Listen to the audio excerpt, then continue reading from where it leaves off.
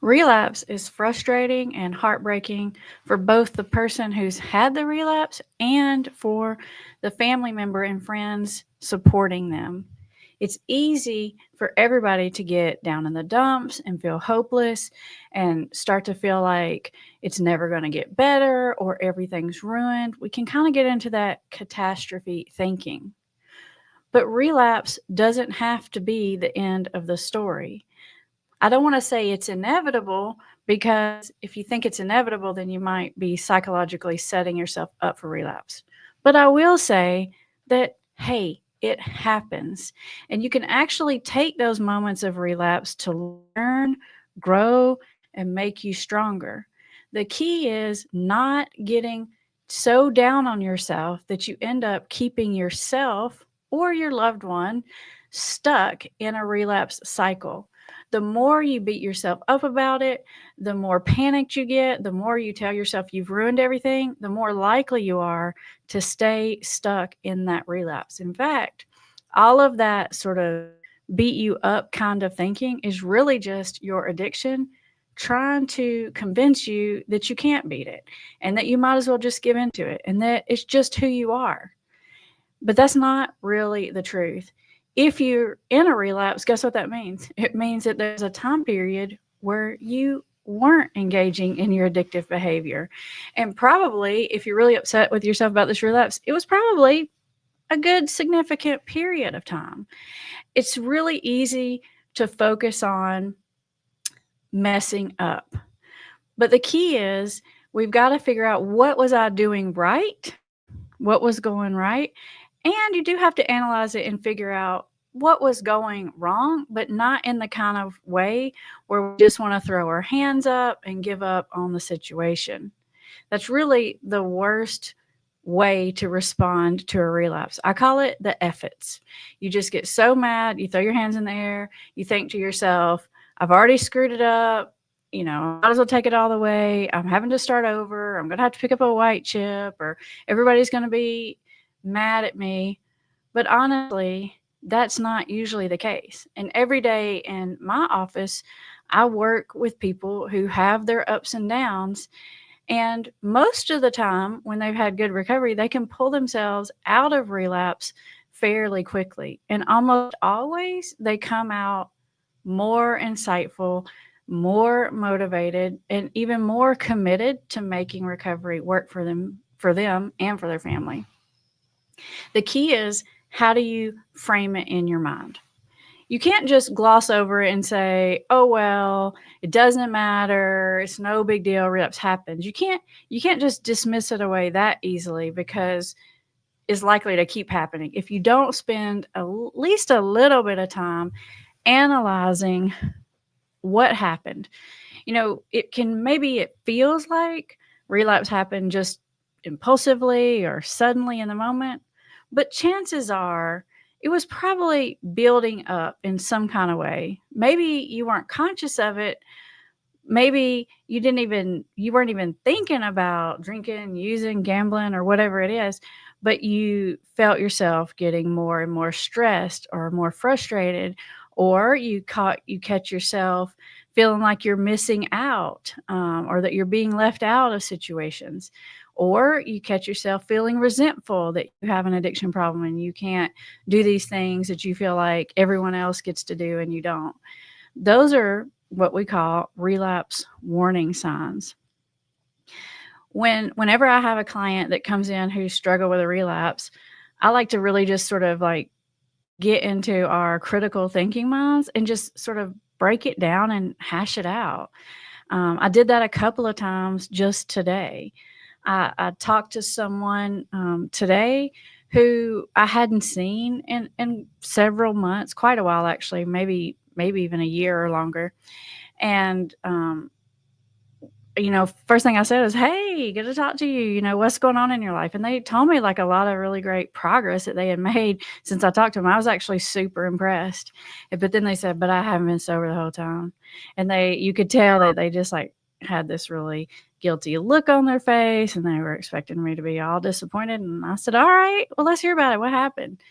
And this person started describing to me a couple of relapses that they had.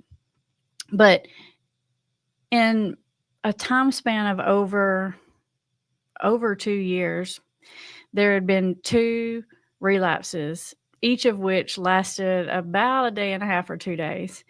And what happens for this person and for so many people, it's like, I'm never going to get over this. Why do I always keep going back to it? Why do I keep going back to it every time my family's back is turned? And what I did in that session was try to help that person realize, like, okay, yeah, let's talk about what happened and why. Were you planning it the whole time? How bad was it? How did you get it to stop? Did you tell on yourself?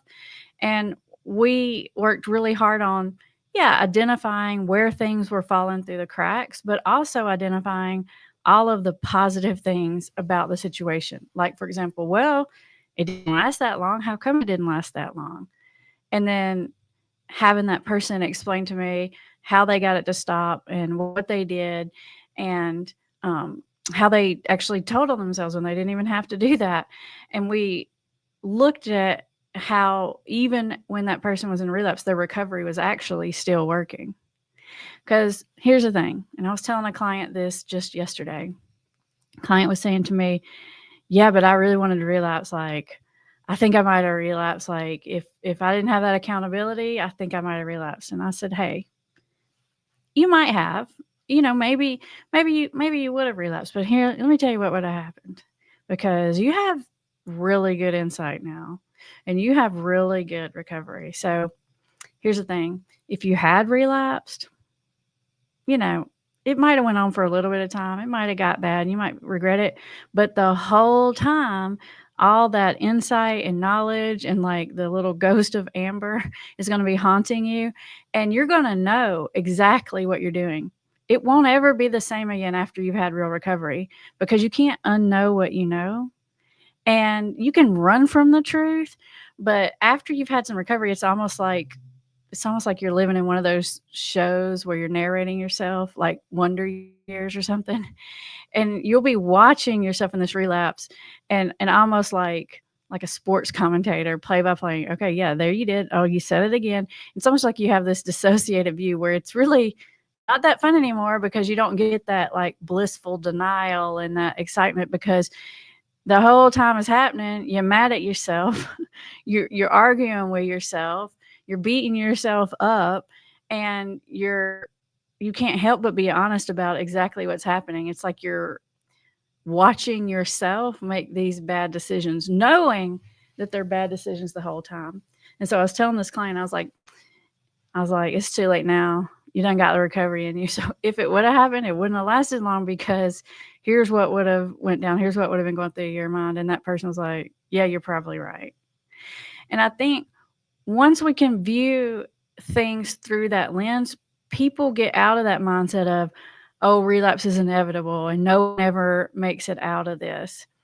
If you can put the things that you've learned back into play, the faster the better, obviously, because the faster you catch a relapse, the easier it is to get out of it. Stop beating yourself up. Hey, let's just get in damage control mode here. And yeah, let's talk about it. Let's figure out what went wrong. Let's process it, and let's move on, and let's get back to doing whatever was working for you before. I do think it's helpful to have a conversation with someone else about it. Now, maybe that's your family member. Maybe that's your counselor, your coach, your sponsor, your best friend in recovery, somebody. I do think it's helpful to talk to somebody and say it actually out loud, admit it out loud to someone else when you've had a relapse. The reason why that's so important is because when you just keep it all in your head, it's real easy to get back into rationalizing, minimizing, denial, convincing yourself, oh, I had that relapse, but you know what? It didn't last that long. I must not be addicted anymore. You see, there's a difference between looking at what's going right and what your strengths are versus trying to totally dismiss it and use a relapse as a way to convince yourself maybe it's different this time. And that's why talking about it out loud with someone else who's knowledgeable, who's not going to be overly reactive, who's going to keep their cool and help you think it through, can help you actually find the insight and the learning from the situation so that you can come out of the other side. Now, if you're on the support person side, you're the family member, you're the friend, this is going to be probably more scary for you than it is for the person that's had the relapse. You're going to be questioning yourself, like, I think they relapsed. Did they really? Or maybe they relapsed, but they're not telling you, and you're wondering, should I bring it up? Should I confront them? Meanwhile, in your own mind, you're spiraling into devastation because you're like, oh my gosh, we cannot go back here. I cannot do this again. Because probably you were living in hell for years waiting on someone to find recovery, and you're still feel like you're constantly walking on eggshells waiting for that shoe to drop. And if a shoe does drop, it's just like desperation. It's just like pure panic. And sometimes we can get ourselves into a hopeless mindset. But I have found that when the family member can keep their cool, keep their head on straight, and respond to it, that will help the person who's had the relapse actually come out of it faster. A lot of times these days when I talk to people who've had relapse, and I'll say, ooh, does your family know? And they'll say either, yeah, they caught me, or yeah, I told them, or whatever. I'll say, how'd they take it? A lot of times these days, and I think I give credit to all these family members out here who are doing things different and watch these videos and do other things. They're like, you know what? They actually handled it pretty good. They're actually pretty calm and cool and collected. And what that does for the person is it helps the first person feel more hopeful and encouraged that they can fix it, but also it keeps the person from getting way too far into defensiveness. Because when an addict, or really anybody, honestly, gets into that defensive mode, they spend all of their emotional energy trying to justify what happened, minimize what happened, blame somebody else for what happened, because they're trying to protect themselves. And we don't want them to be in protect themselves mode, because that's the opposite thinking that we want. We don't want them to be defensive and be defending what happened. We want them to be able to look at a situation and learn from it. And empathy, when we can show empathy towards people, it activates the learning part of the brain. Now, I know that all sounds logical when I'm saying it to you, and you're thinking, yeah, that makes sense. I get that.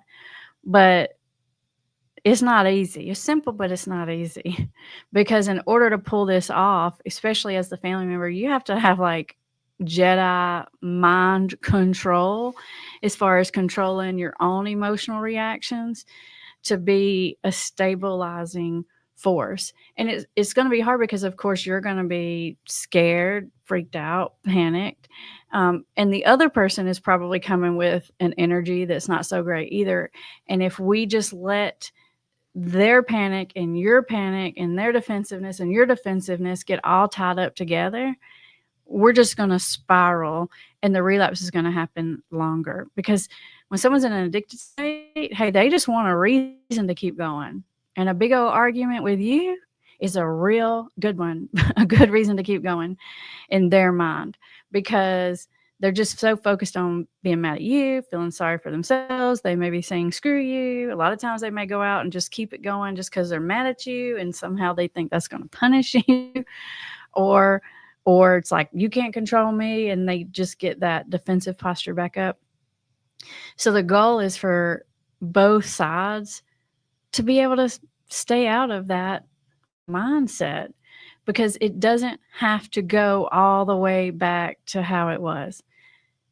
The longer a relapse goes on, the more likely it is that we're going to go back to not great. But these days, I feel like a lot of people are able to catch it pretty quickly. They're able to be honest about it because they have someone that they feel like they can trust to tell, and talk through it and learn from it and move on, right? And get back to doing what works. We all have mess ups. And the thing that I like to explain to people is it's not it's not so much we want to focus on, well, how much did you use or how much did you drink? It's what you want to focus when you're processing a relapse is on the thought patterns, the thought patterns, thought processes that were happening before, during, and after, because it's in the thought processes where the wisdom and the knowledge is. And sometimes just asking questions brings to the surface, like maybe it's something that they know happened, but they're not sort of consciously aware of it. And when you ask questions about, well, what were you thinking, leading up to that? Had you been having cravings? Had you been really stressed? And it helps a person become more aware of what actually led to the relapse, and then being more aware of how they felt during the relapse and after, and how they pulled themselves out. It brings us back to a logical, objective, sound thinking kind of place so that we can pull ourselves out. When we get into that emotional place, we start making emotional decisions, and it's usually not right decisions. It doesn't have to be the end of the world, okay? It happens. You cannot ever unknow what you know. So if let's say you've been in an addictive pattern and you had 2 days without using or the behavior or whatever it is, and then you fell back into it. I don't even know that I would call that a relapse, because that's probably really just a continuation of addiction, because you really didn't have enough time there. What I'm talking about when I say relapse is more like someone's had a significant amount of time. They've had insight. They've been doing really well. They've been using skills. They've been, doing all the things, and then they fall back. Once you've had that kind of insight and knowledge and support, I'm telling you, you can't unknow it. It will be right there haunting you, digging you out of that relapse, even when maybe you don't even want it to. But you know it, because once you've accepted it, it's in your heart, and you just can't run from it that far. And when you try to, it's just not even that fun anymore. So eventually you're just like, this ain't even fun anymore. Why am I doing this? Because you know exactly how it's going to end, because you know exactly what you're doing. You're back in your same pattern. You're thinking your same thoughts. You're making your same mistakes, and you can see the catastrophe coming for 20 miles ahead. And as long as you don't get into that, throw your arms up in the air and just give up kind of mindset, you can turn it around, even if it has gotten back as bad or worse than it was before, because you have the knowledge, the skills, the insight, usually even the supports in place. You've already dug yourself out of this hole once. You know the map to get out. You have the tools to do it. You can dig out of it faster. Don't convince yourself that you've ruined it and that you can't fix it and that you're never going to get it, because if you had it once, you can have it again. Okay? Think of it like once you've built a business. Yeah, something can happen. You could lose that. But once you've built it once, it's going to be hard, but you know all the steps. You could do it again, right? It's the same way with recovery. You cannot unknow that stuff. So don't convince yourself of that. Use relapse as a learning moment, as a tool to get smarter and stronger, and maybe even more connected with your family. You could use that to build trust by being honest and being vulnerable instead of defensive. It's the scariest part about it is talking to your family or your sponsor, your counselor. That's really the scariest part, because you already feel so bad and shameful and guilty. Just saying it out loud is so scary, but it's so important. And once you say it out loud, if it can be to a person who can respond to you in a positive way, you'll feel so much better. It'll be like a weight lifted off of your shoulders, that you won't be carrying that burden around anymore, which is another one of the reasons why it's so important to talk about it. Now, if you either don't have anyone to talk to these kinds of things about, or maybe you have supports, but you don't always have them exactly right when you need them, because sometimes these things happen at inconvenient times, then that's where it's a really good tool to have something like Amber AI, which is if you guys follow me, you probably heard me talking about it a ton this week because it's launching this week. Amber AI is super exciting. It's an artificial intelligence that's been trained by my methods, strategies, and philosophies. And so if you're in a relapse and you're talking to Amber AI about it, she's going to talk to you exactly the way I would talk to you. She's going to help keep you from getting down in the dumps. If you're the family member, she's going to help you know what to say to your loved one, whether you should tell them that you know or not know, how you should bring it up, what encouraging words to use. Because like I said, this can be a really emotional state and sometimes it's really hard. If you're in the relapse person and you're like, I need to tell my family, but I'm scared they're going to throw me out or divorce me or take my kids away from me or send me back to treatment, Amber AI can help you figure out whether or not you should tell them. And if you're going to tell them, how to tell them, how much to tell them, how to do it without being defensive, how to damage control the situation. It's just such a great tool to help you think through and make strategic decisions, especially when you're emotional. Um, if you if you haven't heard me talk about Amber AI or even seen me demonstrate it, you'll probably get a chance to. If you stick around a little bit, we're going to take some questions and some comments, and I'm going to answer some of them, and we're going to let Amber AI answer some of them. So you can see how that works. And so we can see if her answers match my answers, right? We can see just how aligned she is and how she would handle your situation. The best thing about her, it's not just that you can ask her a question and get an Amber answer. It's that she gets to know you, your feelings, your strengths, your weaknesses, what works for you and what doesn't work for you. The longer and the more that you work with her, the better she knows you. Just exactly like if you were talking to me in person. The longer we talk, the better I know you. And it works the same with Amber AI. It starts to understand you and your value systems and what matters to you most on a deep level. And just like I would, she'll use those things to help find your motivation. She'll figure out what it is that you care about and help you reconnect to those things when you're in a bad place and when it's really hard, or when it's the middle of the night, or when the what hits the fan and you're just not sure what to do. That's the perfect kind of situation for Amber AI.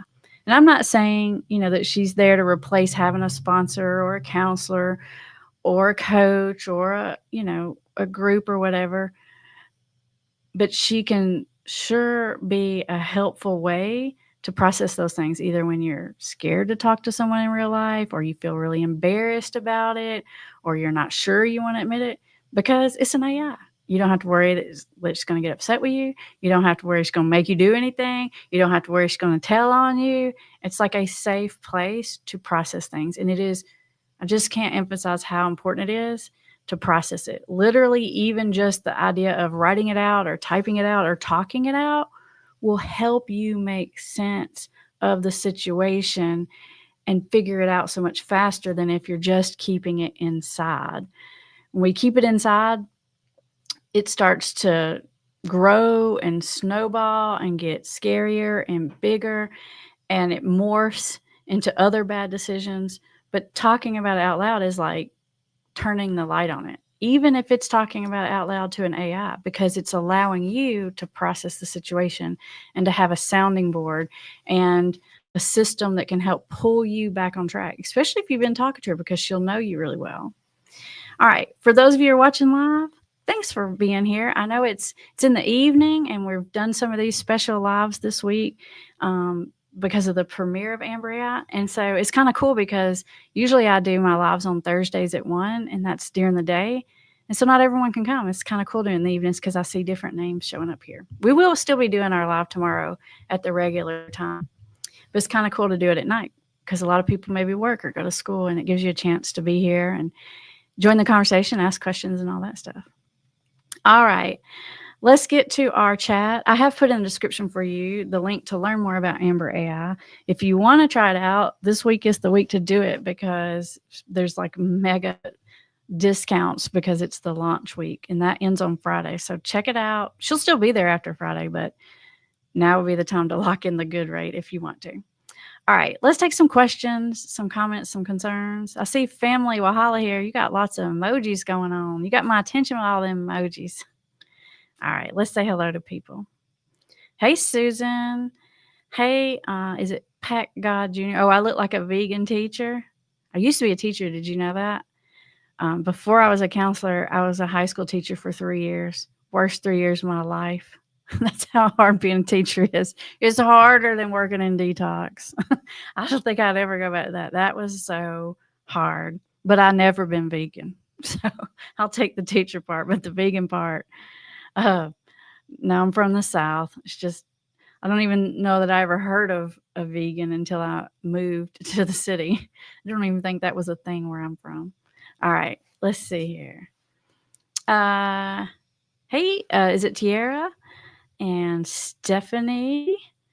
Family Wahala. You got lots of emojis here. Lydia's got a comment here about relapse. Let's see what Lydia's saying. When my son relapsed, thanks to you, I kept my cool and asked him to identify what he was feeling before he relapsed. And my son just said, I don't know, which shut down the conversation. Is there more? Is there more to it? Well, I bet there's more to this story. When someone says, I don't know, sometimes it means that they don't know, right? And you can say, yeah, sometimes it just happens, right? But you can help say, well, what was going on before it happened? Had you been thinking about it? You can ask questions sometimes if you have a good enough relationship. You don't want it to feel like an interrogation. You want it to feel like you're just walking alongside of them being like, hey, let's figure this out together. Like we're in this together. You know, not like, well, what happened? What were you thinking? And why did you do that? You know, it's a tone thing. It's a trust thing. But sometimes I don't know means I don't want to talk about it. So sometimes when I'm talking to a client and they say, I don't know, and I know that they really do know, I say, well, is it really that you don't know, or is it more that you don't want to talk about it? Because you can totally say, I don't want to talk about it. That's a totally reasonable answer. And a lot of times when I say that, they may say, yeah, I just don't want to talk about it, or I'm just not ready yet. Or they may say, well, maybe I kind of know, but not all of it. And it kind of can open the conversation. But I love the fact, Lydia, that you kept your cool, because even if the conversation got shut down, guess what didn't happen? It didn't blow up. It didn't get worse. You didn't get into a giant argument and back into defensiveness and back into an old spiral. So I call that a win, especially for you, Lydia, because it's hard not to freak out when that happens. Because the reason we freak out is because their bad decisions affect our lives. And so we're freaking out because we don't want to go back to living the way we were living before. So yeah, it's personal. It's personal on both sides. There's a reason why you have all those strong emotions.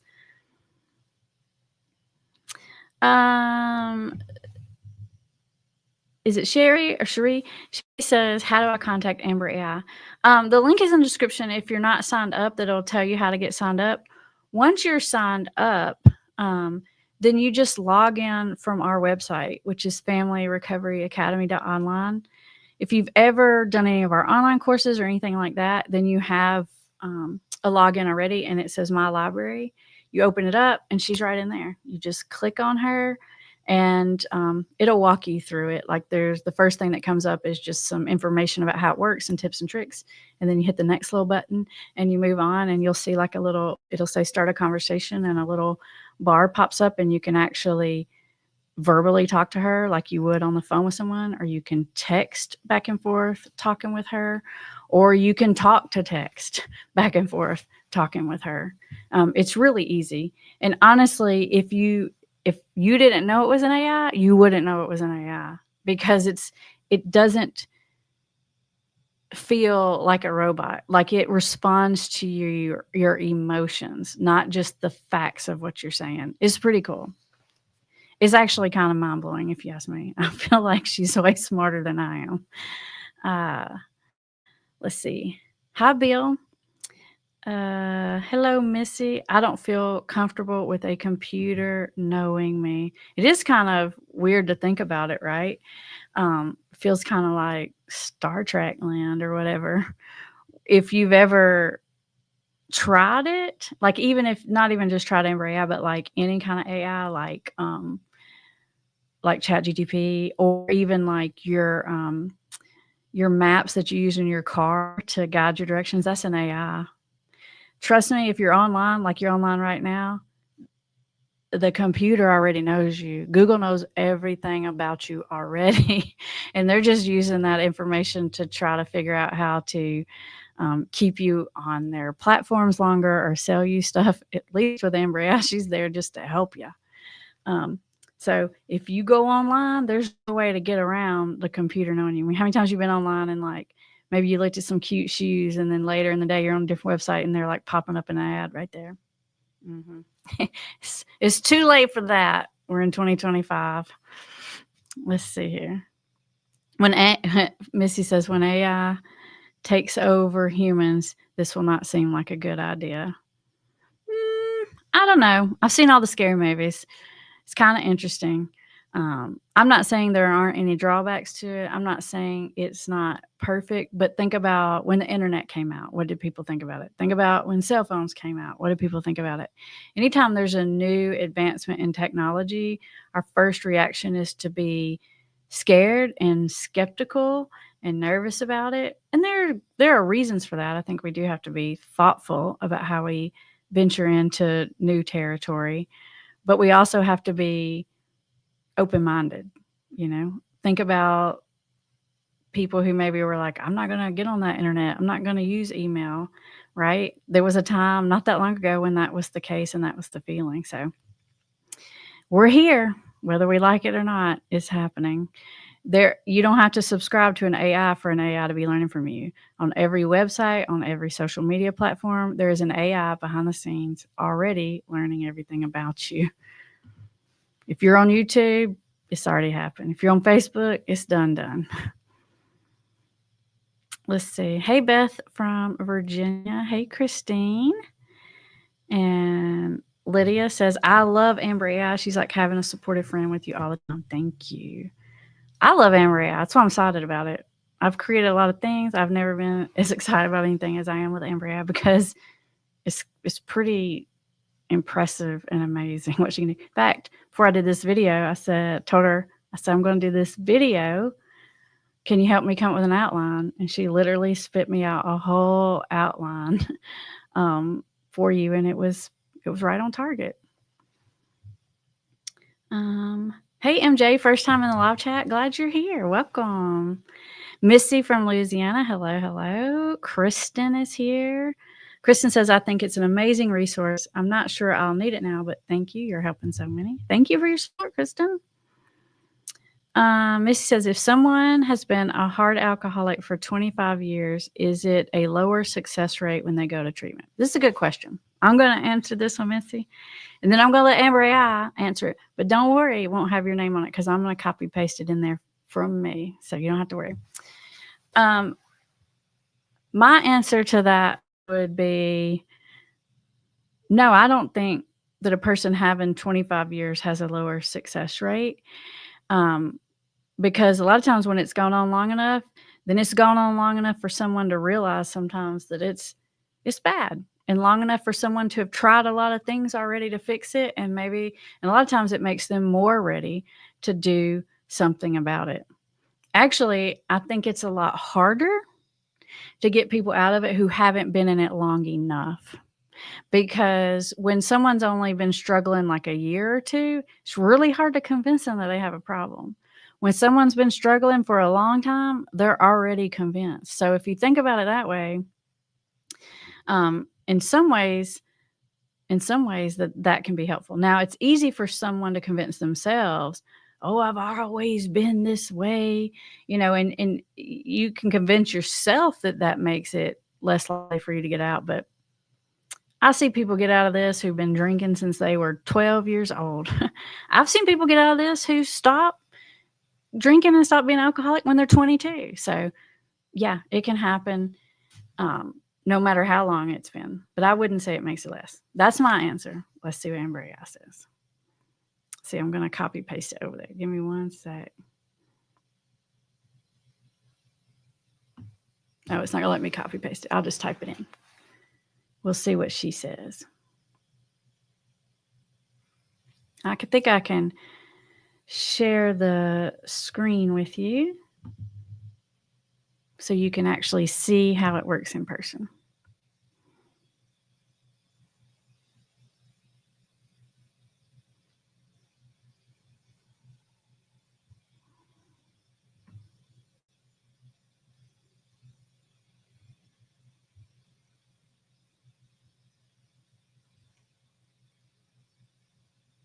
Hold on, just taking me a second to manage my tech here. I picked the wrong screen to share.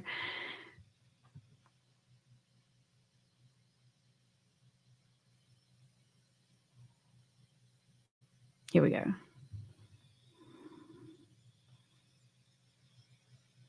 All right. This is what Amber AI looks like. This is what it looks like whenever you're inside the chat. So I'm going to type in here what you wrote, Missy, and we'll see what she says. Let's see here. If someone has been a hard alcoholic for 25 years, is it a lower success rate? They go to treatment. I've never asked her this question before, so we're going to find out together what she's going to say. She's thinking. See the three little dots? There it goes. She says it's true someone who's been drinking 25 years may face more challenges in treatment, but it doesn't mean that success is off the table. The longer someone has been drinking, the more ingrained those habits are psychologically and defense mechanism. It's not just about the physical dependency at that point. It's about unraveling years of coping mechanisms, thought processes, and emotional triggers. That said, success in recovery depends more on the quality and duration of treatment and the length of time, more than the length of time someone has been drinking. For example, staying in treatment long enough for the brain to begin healing, for rational thinking to kick in, is crucial. Short-term programs like 5 to 7 days might not be enough with someone with a long history of alcohol use to make meaningful progress.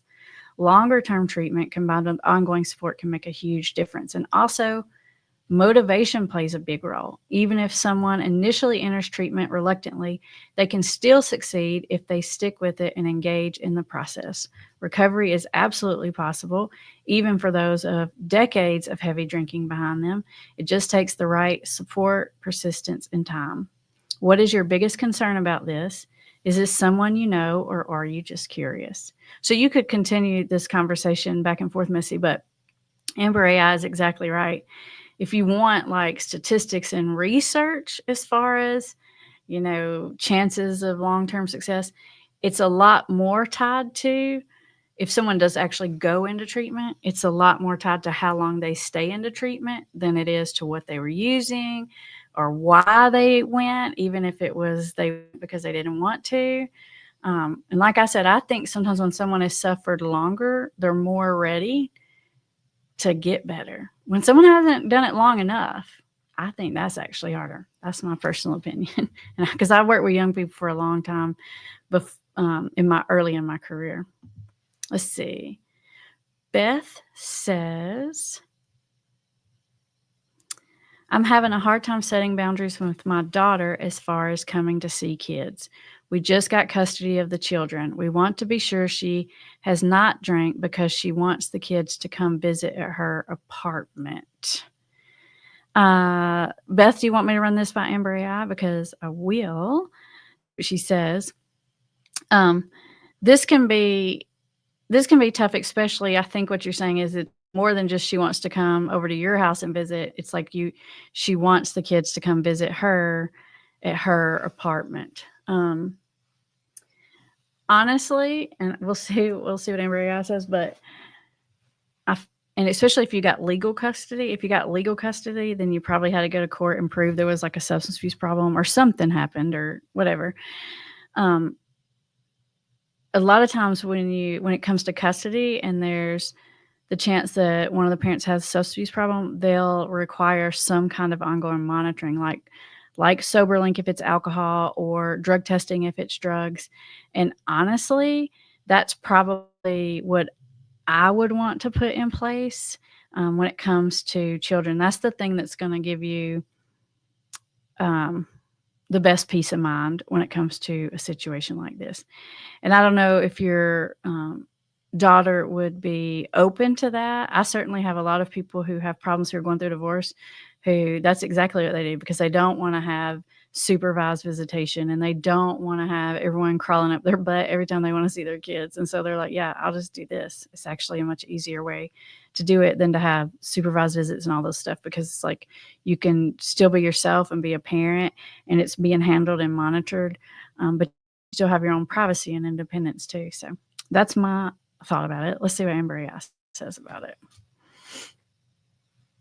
I'm going to start a new conversation with her because she learns as you go. And if I just stay on this conversation, it's going to mix it in with the comment before. But if it was you and you're the same person, you can just continue the same conversation over and over because it is a continuation of the same thing. All right, let's type it in here. Need help setting boundaries with my daughter.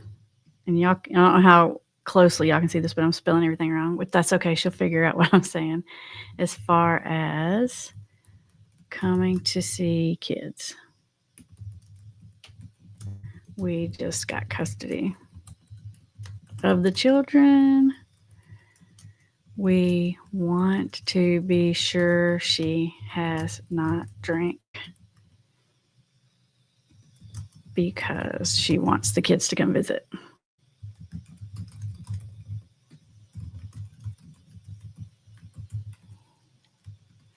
Let's see what she says.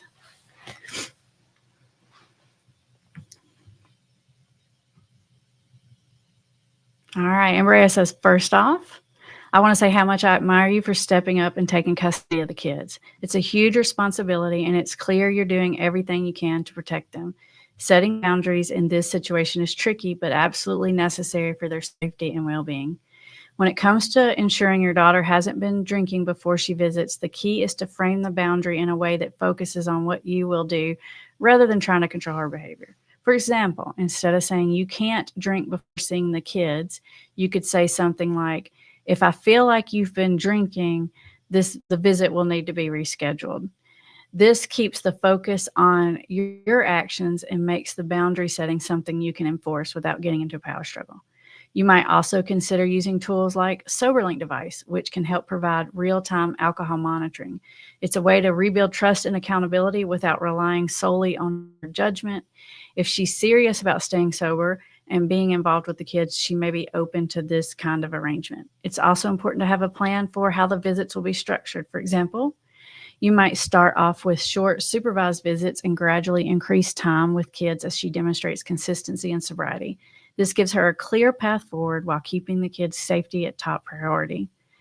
How are you feeling about these boundaries? Does this approach feel manageable for you? Beth, you can go ahead and answer that if you want to in the chat, if you're still here and watching with us. How do you feel about it? Would this approach work? Because my guess is that there are some nuances to your situation and you might be thinking of some specific things. And if you are, you can add that information to this conversation because that's what makes it cool. This is not about just asking it one question. It's about having a conversation with the system to figure out what is the best way to handle it. You know, you might want to say how old the kids are, how long the drinking's been happening, what happened that got you in a situation where you got custody. Is there any court-ordered restrictions? There's just a lot more details that you could go into, which will get you a better, more tailored answer. Jax says, family here with a loved one struggling hard. I'm here for him and his relapse. You're a blessing, truly. I'm so at my end, tired, everything, including local police, mental health intervention. Looks like there's more. Let's see. Here's the rest of it. What do I do if someone's heart wants it, but they take little action to recovery because they never have an outside therapy group's experience? If they do, it lasts for weeks max. All right, let's put that into Amber AI and we'll see what she says about it. We're going to start a new conversation again.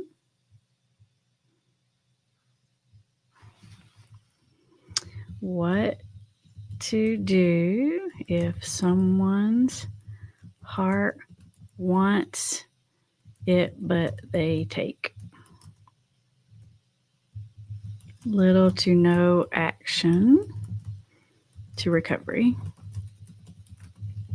They never have an outside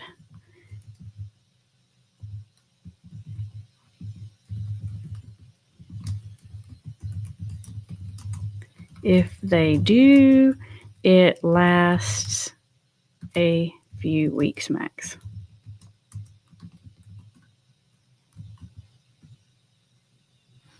I put mass instead of max. All right, here's what she says. She says, oh, she's keeping on talking. She's saying a lot. Let's see. She definitely goes into much more detailed elaboration than I would. All right. It sounds like you're describing someone who's stuck in that frustrating limbo where they want to change but can't seem to follow through. That's tough to watch, especially when you know they have potential. The key here is to focus on building momentum and meeting them where they are rather than expecting them to leap into full-blown recovery all at once. First, let's talk about why this happens. Addiction messes with the brain's motivation center, so even when their heart's in the right place, their brain may not be fully on board yet. That's why small, manageable steps are so important. Think of it like planting a seed. You've got to create the right environment for it to grow rather than expecting it to sprout overnight. Start by encouraging them to take tiny steps that feel doable. Maybe it's like listening to a recovery podcast or watching a YouTube video or even talking to someone who's been through it. These small actions can build confidence and help them see that their change is possible.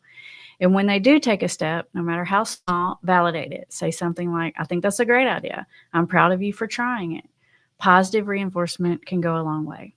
Another thing to consider is having options ready for when they hit moments of clarity. These moments don't last long, sometimes just hours.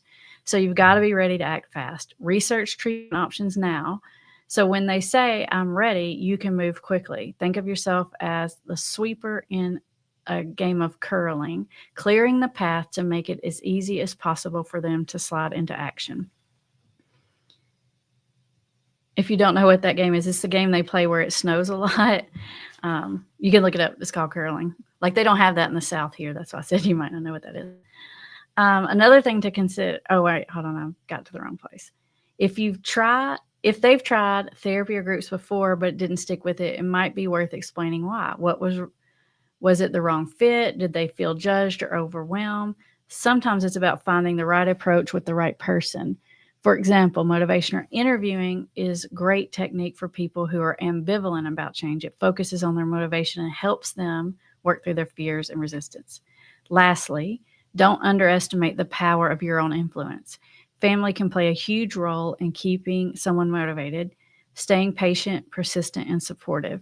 You're creating an environment where they can take those safe to take those first steps. It's not easy, but it's worth it. What do you think about the next small step they might be willing to take? Let's brainstorm some ideas together. What do you think, Jax? That was a long answer. I agree with every single thing that was said there. I did have one additional idea that occurred to me as far as, and this is without knowing much. So if we were talking, Jax, I would ask you these questions, but I would want to know something about maybe part of the reason it doesn't work is it could be that they need a higher level of care. So if a person is really far into addiction and the unmanageability is crazy and everyone they know is using, and they're more in that non-functional range of addiction, then just going to like a therapy appointment once a week or just going to like 12-step groups, they may not have enough stability in their life to even show up consistently long enough for those things to work. So sometimes it's a matter of severity and is it the right level of care? Because if a person is just in it so far, they just can't get their crap together enough to even make the appointments. I don't know if that's the case, but sometimes that's the case of why it doesn't stick. Or It could be some of these other things, like it's just the wrong fit, and sometimes there's just some practical reasons. So I would wanna know more about why you think it doesn't work and why they think it doesn't work. Let's see here. Caroline says, Amber AI is going to be an amazing tool. You're a genius for launching it. Well, I did not come up with the idea of AI, but once I heard about it and heard that you can create one, I was on board. I was like, oh my gosh, this is exciting. I was like, once I heard about it immediately, I was like, oh, I'm doing it. This is it. This is the thing. But it's probably because I have been using AI for a while, like ChatGPT and other ones. And so I understood how it worked and how helpful it was. So I think that's why I was like, yes, let's do it. Let's see here. Missy says, thank you. He starts treatment tomorrow. Hey, that's fantastic. That's awesome, Missy.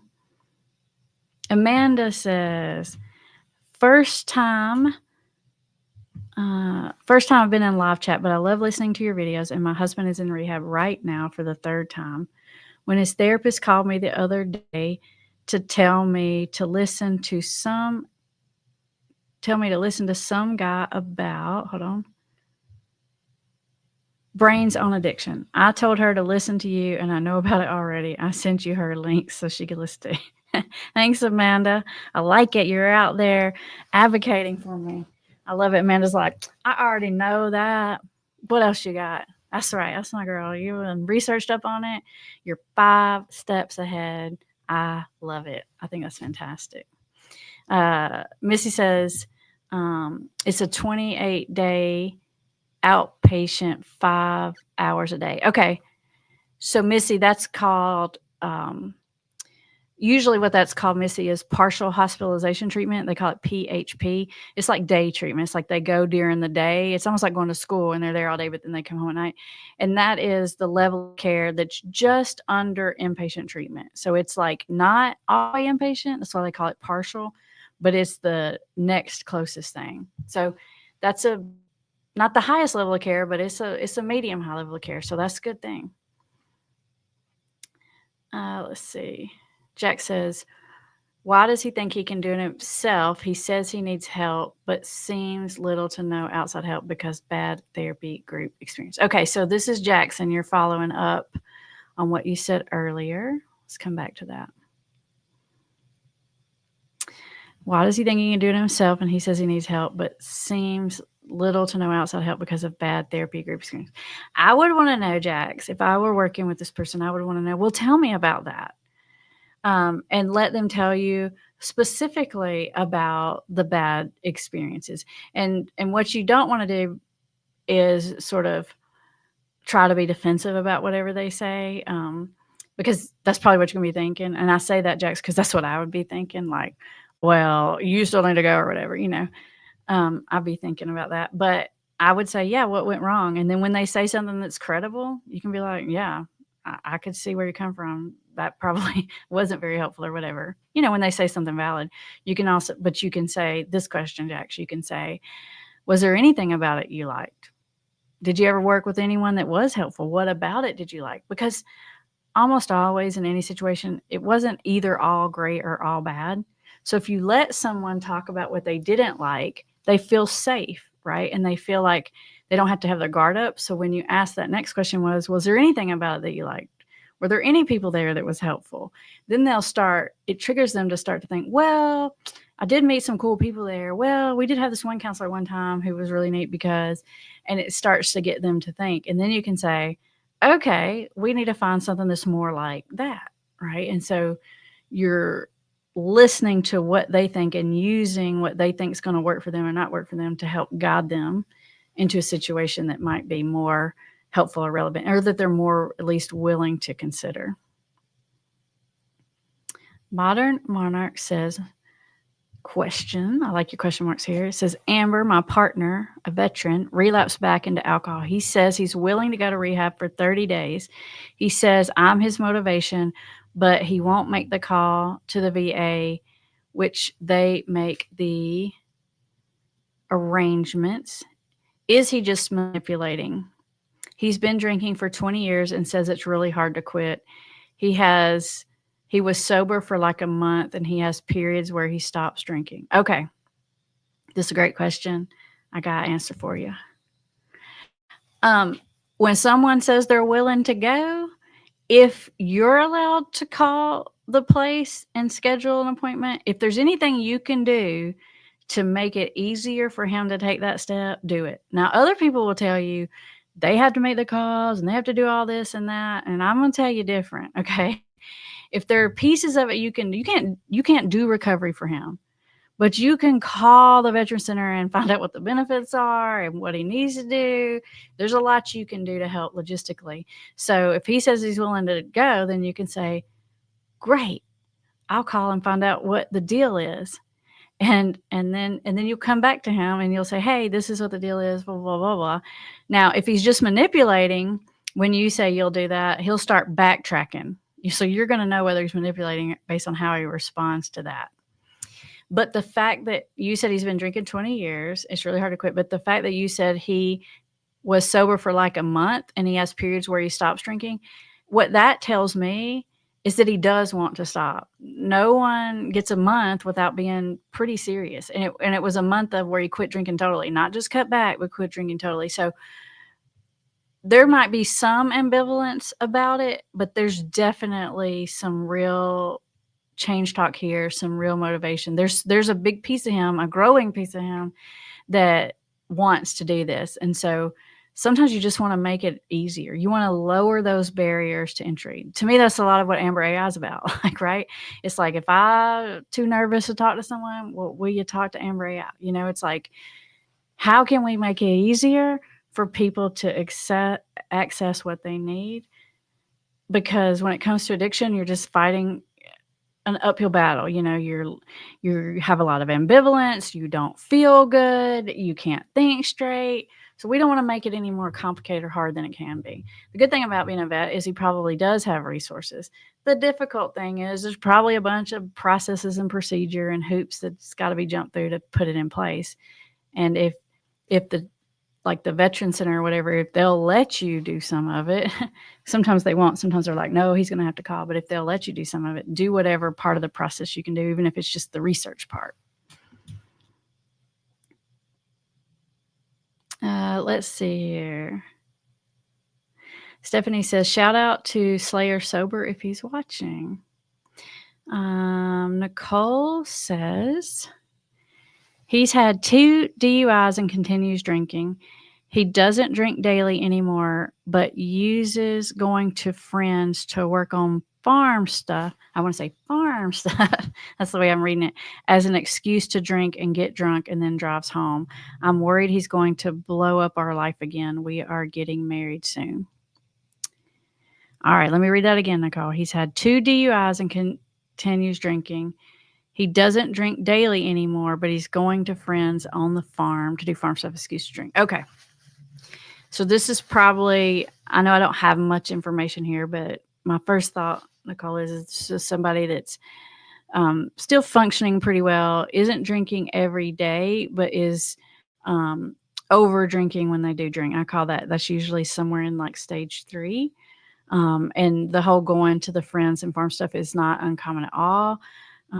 Most of the people I see, they have these nice little systems set up like that. Like every weekend they work in the yard, and they love to work in the yard because not only do they have a good excuse to be in the yard and drinking or whatever it is they do, or hanging out in their man shed or whatever, but they get to feel good about it at the same time because they're like, look at all this I got done. And so it's the perfect setup. And it sounds like that's the case with your situation. It's like, I'm helping my friend, but really it's like, I'm helping my friend and I'm having a bunch of drinks. The drunk and driving home part is definitely the scary part. I can't believe he's had 2 DUIs and doesn't have one of those devices in his car. They have a better name. It's called an interlock. I call them like a blow and go or something like that. That's what my clients call them or something, but I'm surprised he doesn't have that. In most states, if you get one, you're like pretty much required to have that. Stephanie says, Amber, what makes a person not make even one attempt at sobriety? Well, it's probably either that they don't think that they need to attempt sobriety because they either don't think they have a problem or they don't care that they have a problem. That's one option.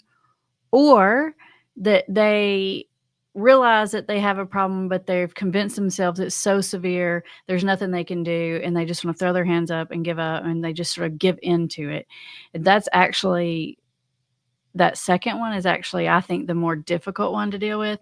When someone's just in denial, eventually we're going to get out of denial, because eventually it becomes clearer and clearer and there is no denying it. So denial will be worked through at some point.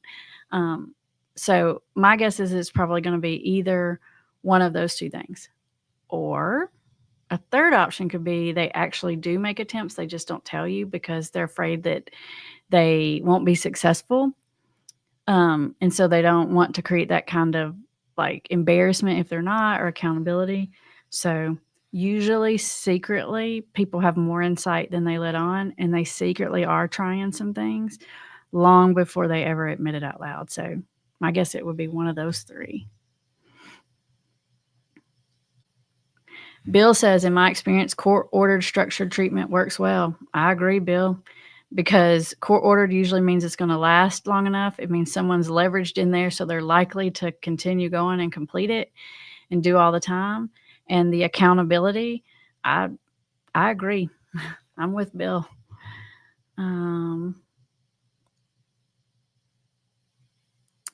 Stephanie says, what changes they make aren't related to drinking? That's a good question, Stephanie. A lot of times it's part of the bargaining. You've probably heard me, Stephanie, talk about bargaining, where people say, well, I'm just going to drink on the weekends, or I'm going to drink less, or whatever, try to cut it back. Sometimes bargaining, before they even try to control the drinking, they try to control other things. Like maybe it's just this terrible job I have and I need to change job, or maybe it's just these certain friends. But what it indicates is that they realize there's a problem somewhere. And maybe they want it to be those other things and not want it to be the drinking, but it's probably like the beginning of the bargaining. It actually is bargaining. We just haven't gotten to the, well, maybe it's the drinking and I should do something about that. So it's in that bargaining state, is my guess.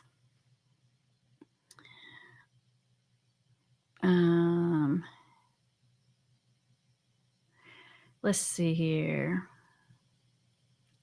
Tierra says, my daughter's father struggles with alcoholism and passed up the opportunity to go inpatient twice in the past 6 months.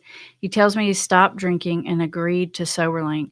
Do you feel his sobriety can last with not having any support in place at all?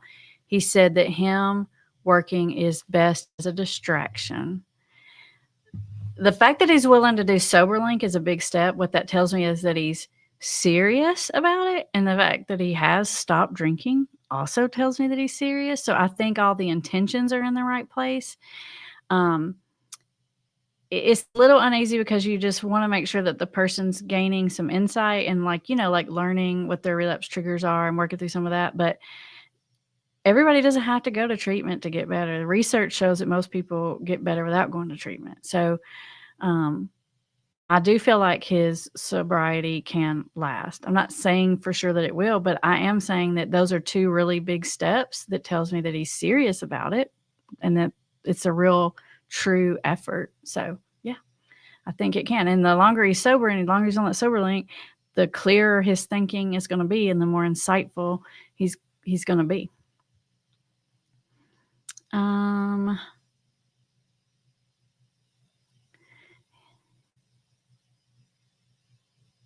Let's see here. Amanda says, you got me 5 steps ahead. Thank you. I love it, Amanda. So proud. This is a chess game. You got to be thinking not about this move, but the next moves. Zach says, let's see what Zach says here. Last year, my world came crumbling when my partner of 3 years was arrested for crystal meth. I had no idea of any of it prior. I was shell-shocked, and the last year has been very rough. He did a 30-day program and is currently still doing his outpatient therapy. I had been very difficult to adapt with my emotions whenever I see a needle. I just want to thank you for your videos because they have helped me so much and have taught me so much. I'm sure that was especially hard, Zach, if you had no idea and then all of a sudden he's arrested for crystal meth, which is huge.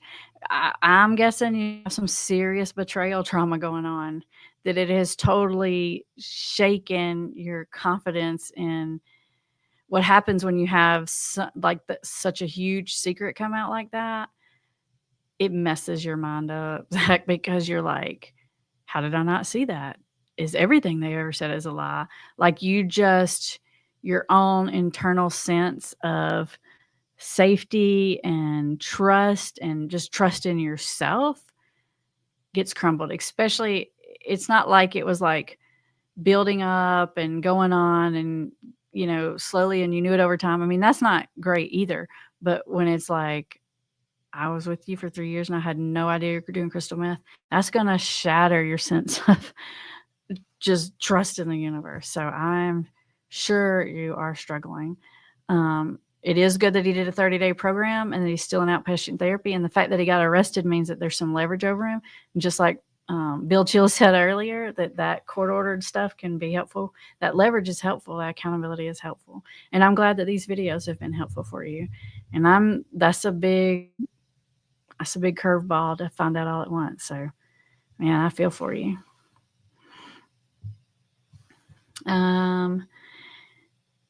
Zach says he keeps slipping, but getting back into counseling. Sometimes I wish he was on the obvious side of the scale so I know what I'm dealing with.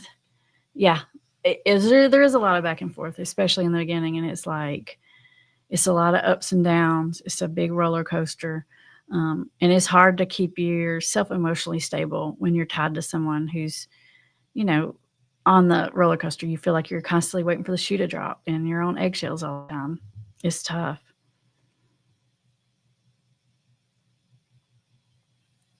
Nicole said he had an interlock the first time, and the second time he had to blow 3 times a day while on probation. Okay, so that's the one I said, why doesn't he have an interlock? Okay. Michelle says, I think I need to go back and watch your videos on when to walk away. I have zero trust in my husband anymore and no faith left.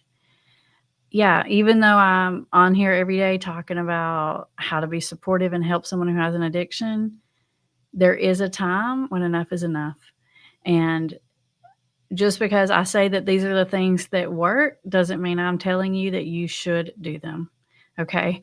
Because your life matters too. Okay?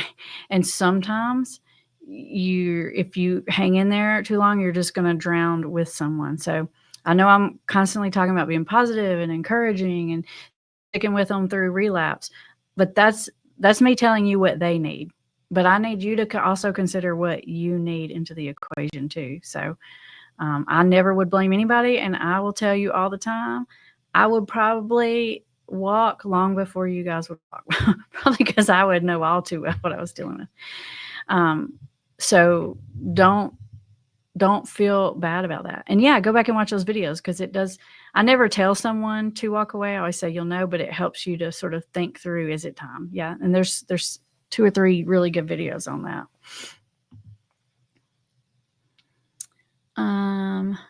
Daily Orange Pill says, off topic, but your new style looks refreshing and younger. Hey, thank you. I appreciate that. I appreciate the comments. Thank you for everyone who showed up with me here on a Wednesday night, kind of late, not super late, but late for a live, right? This is Fun Conversations. I've seen a lot of different names here. We will be on here tomorrow, and on Friday, I'm going to do a big, long Ask Amber, one of these where we're not necessarily going to do a lesson. We're just going to take question after question after question. So if you've got more questions, show up with it, and let's have a conversation, and we'll see if we can help you. You want to learn more about Amber AI? Link is in the description, and I'll see you guys soon. Bye, everybody.